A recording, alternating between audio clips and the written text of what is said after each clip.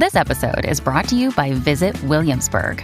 In Williamsburg, Virginia, there's never too much of a good thing. Whether you're a foodie, a golfer, a history buff, a shopaholic, an outdoor enthusiast, or a thrill seeker, you'll find what you came for here and more. So ask yourself, what is it you want? Discover Williamsburg and plan your trip at visitwilliamsburg.com. Dreaming of a better sleep?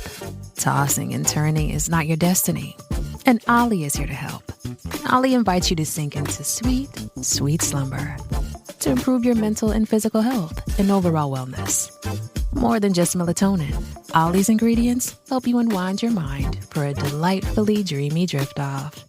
Sleep is on the way at Ollie.com. That's OLLY.com.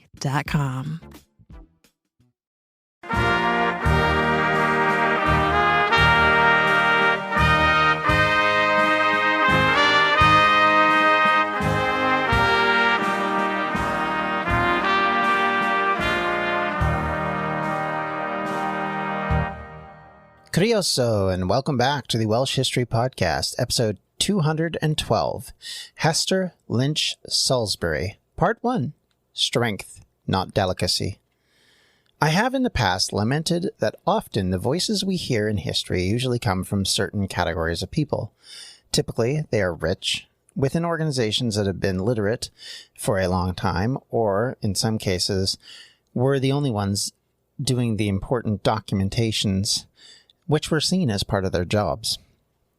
In ancient history, most of the writers were one of two kinds of people: someone with time on their hands and someone who was driven to chronicle things to represent their own religious or political viewpoint. Egyptian writers were typically religious people who were commemorating the dead, usually rich or powerful people. Or they were writing treaties or letters to various other leaders across North Africa and the Middle East for various reasons and issues. We frequently get windows into learning through these educational tablets or random surviving merchant arrangements, which were kept like receipts or legal documents. But it wasn't until the classical period that most of the writing that we initially had received had come from academics, poets, as well as the power brokers like Caesar and Tacitus, who were by no means normal people, end quote. That will change at the moment we found Pompeii and Herculaneum, and the joy that are the cursed tablets. We finally found people graffitiing what would have been viewed as the more normal writings of the day, from hero-worshipping gladiators to dissing local politicians to generally bad-mouthing some businesses. This was more what the human and natural side of ourselves, and it was what was coming out in the written word. And it was one that we could all obviously relate to. In Wales, for most of its history, writing was left to religious clerics or monks, or to the wealthy, if any at all, could even write, and some who had the poetry in their souls to mark down what they thought in meter and rhyme. Most of this writing was not really about things that we might relate to, such as the daily life or a chronicle of a farmer who was mad at his local neighbor who had stole his 2 prized sheep, or to the rich person who was robbed by some local brigand, or even some of the basics of day-to-day living. Much of what we know about this doesn't come to us until the last century or so. Through these periods, times were finally changing. We were finally getting to see the voices that up until now were largely hidden from us, none more so than the voices of women. Yes, we know of a few famous historical women in Welsh history. Let's be honest, most of this, of course, was the point of view of men. They were usually objects to be leered over, or to be talked about or gossiped about, depending on the circumstance and situation. They were rarely people that were considered to be important unless they were important by who comes from their genealogy, something of an issue we've seen over the years. And this was finally starting to shift as more and more everyday people were being educated and more were finding out that they had something to say, And some, as we will see, still follow the pattern of men, but others were finally saying different things and bringing up key views that were largely missing up until this period. Yet, we have finally reached a period in Welsh history where women were not only playing significant roles in society, but also were able to talk about that role instead of being MacGuffins for men who are so often the so-called true leads of the story. One of the greatest things that the Enlightenment and the cultural revival in Wales did for society was to finally give us the voices of those left in darkness. So it was with that mindset, I want you to meet one of these people in this episode. Hester Lynch Salusbury was born in Carnarvonshire around 1740 or 1741. She was born to a wealthy landholder named Sir John Salusbury and her mother, Hester Lynch Cotton. They were landholders in the area who at one time during their ancestry had owned a considerable amount of land and had controlled quite a lot of power in the area. Thanks to that aristocracy, the Salisburys were able to rise up the ranks, initially due to connections with the early Tudors, but by the 18th century were figures of great deal of influence in northwest Wales. However, powerful that they may have been, it did not mean that they knew how to manage their financial affairs terribly well, and Sir John was a bit of a mess. Despite his position in society, his money issues meant that his family were frequently close to poverty. As well, his treatment of his family was abysmal. John and Hester Cotton married for love, but his frequent bouts of violence and anger made living with him an unwelcome part of life. As written by his daughter, quote, "For a woman to contend with a man, she is shut up with a distance from society, where the natural roughness of the sex is not restrained, and gallantry can obtain no reputation, is so dangerous that I wonder almost how she escaped with her life. After several miscarriages from frights, contests, falls, etc., my mother did produce a child." End quote. That child being Hester. For Hester, her mother and her uncles were the keys to her success. Her mother taught her stories and a love of family history, as well as how to read and write at a young age. Her uncle Robert, on her mother's side, doted on her and seemingly accorded her, at least to her own accounts, everything that she desired. It was her Uncle Thomas, however, her father's brother, in London, who helped to educate her further and allowed Hester to explore cultural writings of some of the most famous authors of the city. Eventually, this would include Samuel Johnson, who made an appearance in this podcast previously, a number of episodes back. Johnson was the first writer of the English dictionary and fairly familiar with Welsh London circles. He is a person that will matter in her later life, but will be someone we'll bring up in a later episode and talk about in more depth with. Eventually, John would be given a place on an expedition to the colony of Nova Scotia under Lord Halifax. He was hoping to repair the lost fortune and to gain the financial clout to be able to deal with the problems that they had been falling under. He also went alone, leaving his wife and daughter in England. In Nova Scotia, he appears to have found some success, as he was an effective bureaucrat who served the British government after the settlement of Halifax. However, he did not enjoy his time there. He was, in fact, quite miserable and had wished to return home very shortly after arriving, according to some writers, suffering from a version of depression in the isolated colony. He would only get brief respites from Nova Scotia, but Hester and her mother were living at least frugally while he was away, and generally it seemed to be getting on without his influence.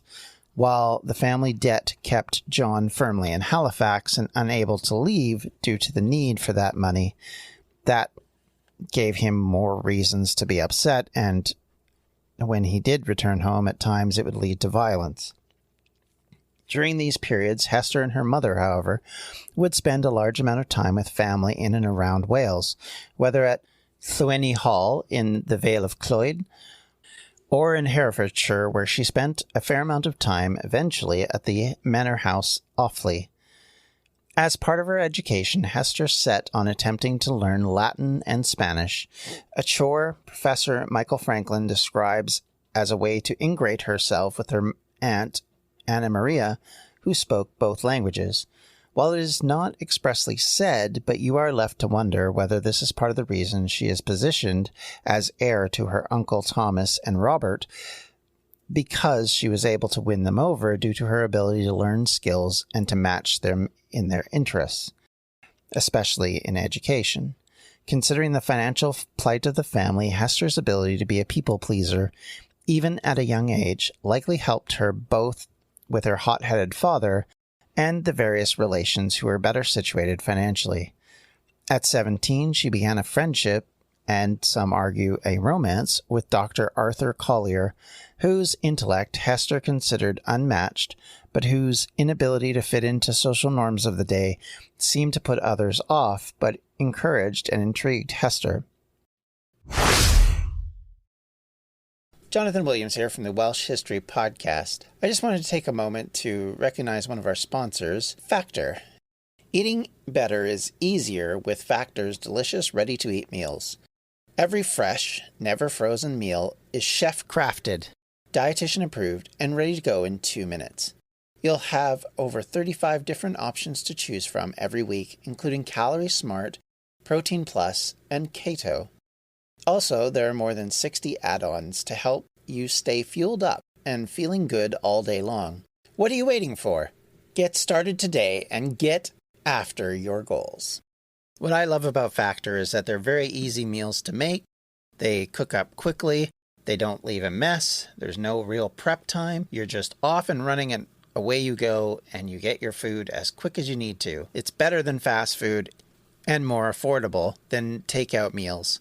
As well, of course, they're dietitian approved and nutritious and delicious, which is always a plus. So head to factormeals.com/WelshHistoryPod50 and use the code WelshHistoryPod50 to get 50% off. That's code WelshHistoryPod50 at factormeals.com/WelshHistoryPod to get 50% off. I'm Ken Harbaugh, host of Burn the Boats from Evergreen Podcasts. I interview political leaders and influencers, folks like award-winning journalist Soledad O'Brien and conservative columnist Bill Kristol, about the choices they confront when failure is not an option. I won't agree with everyone I talk to, but I respect anyone who believes in something enough to risk everything for it. Because history belongs to those willing to burn the boats. Episodes are out every other week wherever you get your podcasts. She then received instruction from Reverend William Parker, a chaplain under George II and III. He helped her refine her Latin and French. In each case, and with all these various patrons, Hester continued to develop a poetic voice and a strong literary mind. As part of her instruction, she would also be tasked with translating works of various languages, which would then expand her understanding of these languages, and it forced her to come to grips, especially with Romance grammar, since she was specialized in Spanish, Italian, French, and Latin.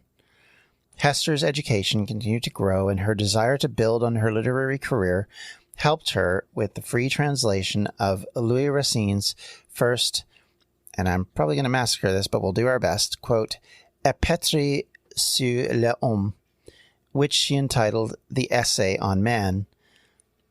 Displays of this growing intellectual and literary confidence meant that she was in a position where she was becoming noticed, one that modern scholars have lauded and remarked on how much she had grown in this confidence and how often the work she was doing were making a massive difference on the lives of other people.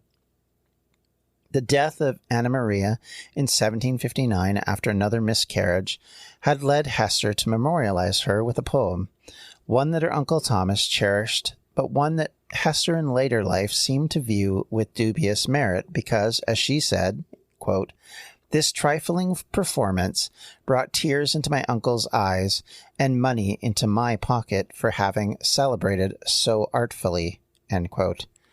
That her family encouraged this kind of profiteering may have jaded her in later life towards these earlier works. Hester, in her own writing, seemed to see her aunt as powerful because of how strong her intellect was and how educated Anna Marie was, which bothered her parents because in her eyes they saw themselves as inferior to her and did not appreciate that inferiority. Because of these musings, I'm left to question whether the poem she claimed to come from a desire for financial gain had more likely started as a way to honor this person that she considered important in her teenage life, so much so that she believed Anna Maria had been the one pushing for her to become her own almost child and to become the heir to the family fortune. However, eventually, the family was given some money as Thomas offered the manor at Offley that we mentioned earlier in Hitchin, Herefordshire, as a place for them to live. This would be accompanied by a £10,000 inheritance, which would secure the family to the delight of John from the financial ruin which was just around the corner, it seemed, for all of Hester's childhood. However, this great fortune and great success did not last, as conflict followed John's relationship with his family quite frequently. In the meantime, Hester had turned 20, and now marriage had become a point, at least for her mother, who saw that presenting her daughter a good match with the right type of person would be key to her success. Whether it for herself or for her family, I couldn't tell you, but certainly that was something that went into it, no doubt. For John, no matter which man it was, they would never be good enough for his daughter, and certainly not the man who had caught the eye of her mother, Henry Thale, the local brewer's son.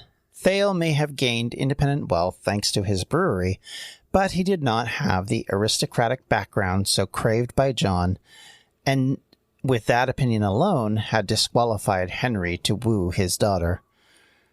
As for Hester, she was focused far more on publishing for the first time, and spent far many more hours sending out numbers of letters and stories and ideas in verses under pseudonyms, attempting to get herself published, featuring fantasy stories and prose around various quasi-historical ideas.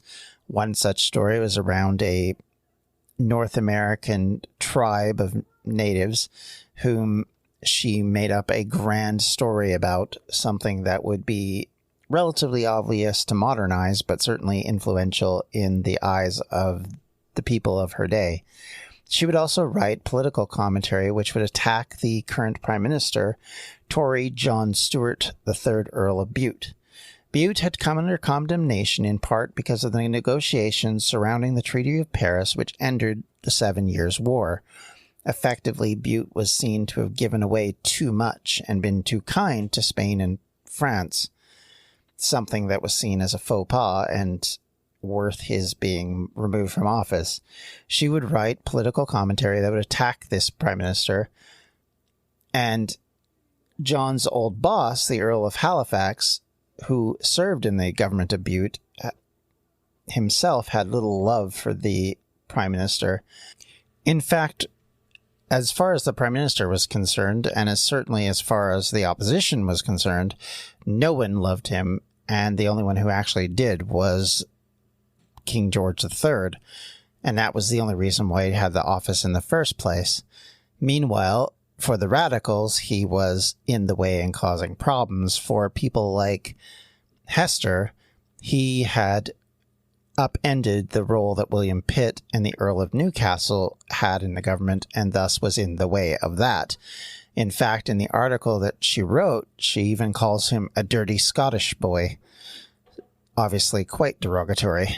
Radicals may have liked this attack, as they would reprint this work in their own articles and newspapers, something that would have been a surprise had they known it had come from an establishment aristocratic household. In the midst of these attempts at getting published, her father once again had fought with his brother, and because of this, as we mentioned earlier, his constant conflicts with his family, it meant that he was forced to abandon the manor in Hereford and return to London, penniless and in a problematic situation. Yet this had not stopped the visits of Henry Thale, who maintained his interest regardless of what the father and daughter thought. In the end, John Salisbury died on December 18th, 1762, likely brought on due to the agitation over various family issues, not the least of which his concern about the constant appeals for the hand of Hester by Henry Thales. But it would be the remarriage of his brother which would send him out to try and discuss what he should do with friends and relatives. Likely, this was because so much of the fortune rested on Thomas. He likely and rightly feared that with a new family, Thomas would have less need to honor his commitments to Hester, and by extension John, and that she would no longer be considered important enough to inherit his wealth.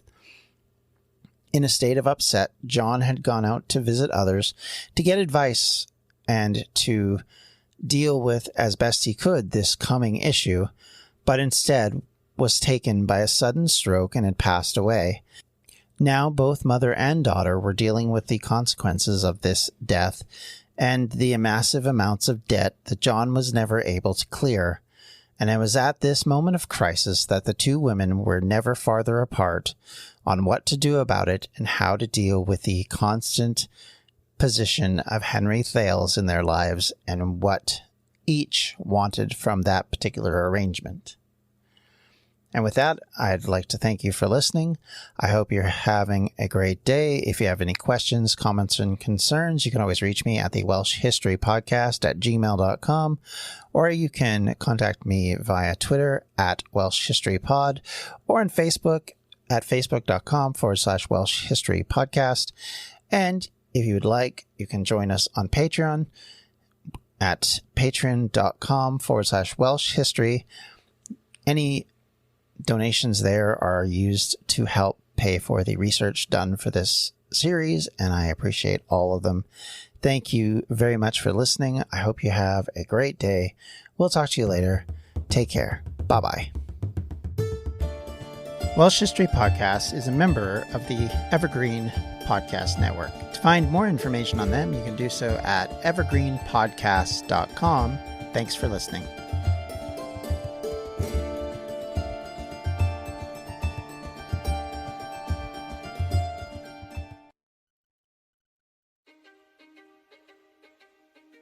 History is complicated. The story of human progress is long, messy, and riddled with controversies big and small. On Conflicted, we dive headfirst into history's most infamous events and contentious figures. We try and untangle the good from the bad, the fact from the fiction, and the monsters from the misunderstood. Was Genghis Khan a murderous butcher or a civic pioneer?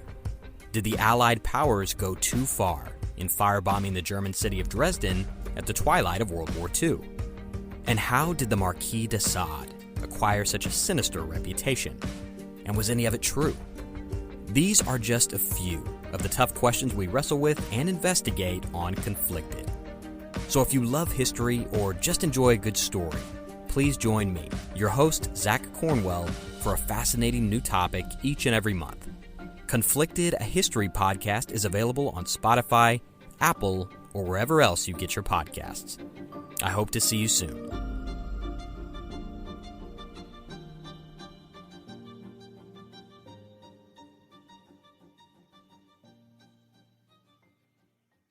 Hey, podcast listeners, I'm Paul Brandis introducing my podcast, Countdown to Dallas.